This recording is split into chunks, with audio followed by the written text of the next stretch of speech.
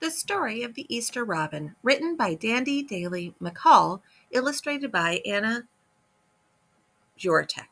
The Story of the Easter Robin. For Granny and Katie. And for Tasha. Begin reading. What's the matter with her, Gran? Tressa and her grandmother had watched two robins carrying twigs, cat hair, and strings to build a nest on Gran's window ledge. Now the bird wiggled, tail twitching, while its red-orange breast rose and fell. That Mama's just molding her nest for a good fit, Gran answered. But Tressa worried. It was still 2 weeks until Easter. A million things could go wrong when a robin tried to nest this early. The next day, Tressa ran straight to Gran's after school. Gran showed her the surprise. In the center of the nest lay one perfect egg, the color of a spring sky.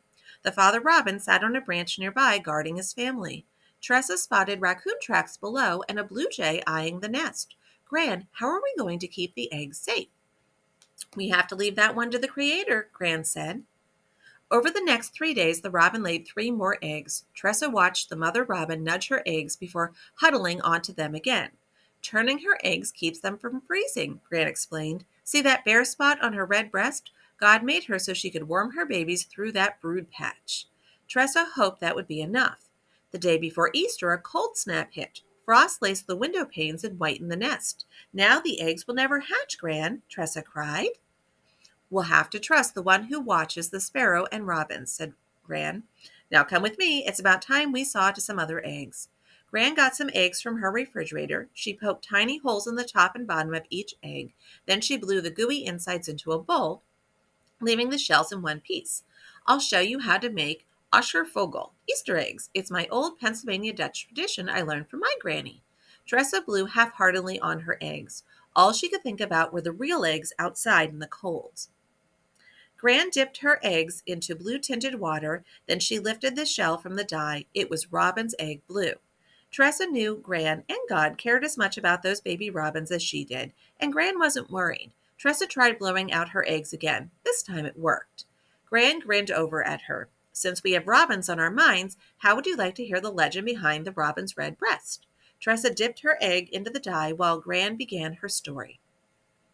Around 2,000 years ago, a plain brown robin was flying over Jerusalem when he heard angry shouts from the streets below. Swooping down to see what the fuss was about, he caught sight of a man beaten and bent under the weight of a wooden cross.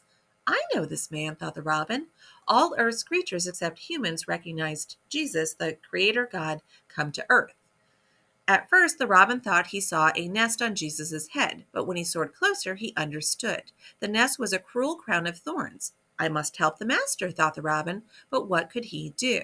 Jesus stumbled as a whip snapped. He fell, and the thorny crown dug into his head. The robin, filled with compassion, flew at the crown and tried to knock it off Jesus' head, but the crown wouldn't budge. It was then that the robin noticed one long thorn sticking into Jesus' forehead. The bird gathered its strength, grabbed the thorn in its beak, and tugged. The thorn gave way, and as it came out, a drop of Jesus' blood fell onto the robin's breast, staining it red from that day to this. Ever since, Gran said, the robin's red breast reminds us of Christ's sacrifice and how much he cares.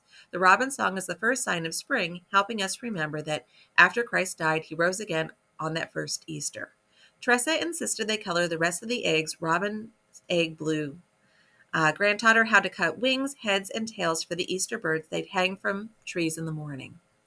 When Tressa woke up on Easter morning, she ran to Gran's to hang their Easter birds. As she tiptoed beneath the robin's nest, something crunched under her shoe.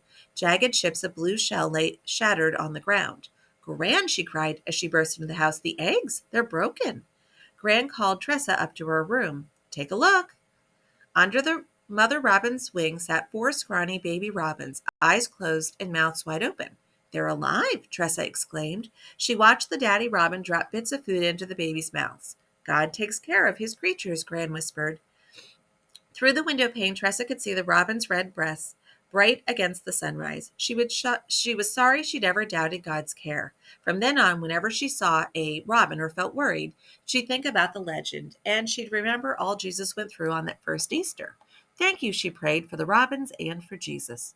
Outside, the wind howled, but the robins' joyful chirping came through loud and true. To Tressa, it sounded like they were wishing her a happy Easter.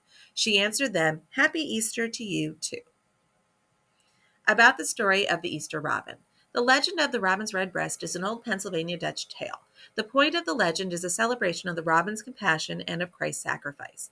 The Pennsylvania Dutch are also given credit for bringing egg coloring to the United States and for being the first to decorate trees with Easter birds. We can use traditions and symbols to strengthen our faith and help us remember.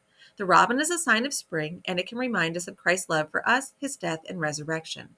Birds' nests help us remember Christ's crown of thorns. The first Easter baskets were made to look like nests. The robin's red breast is a symbol of Christ's suffering and love. Easter eggs remind us of our new life in Christ.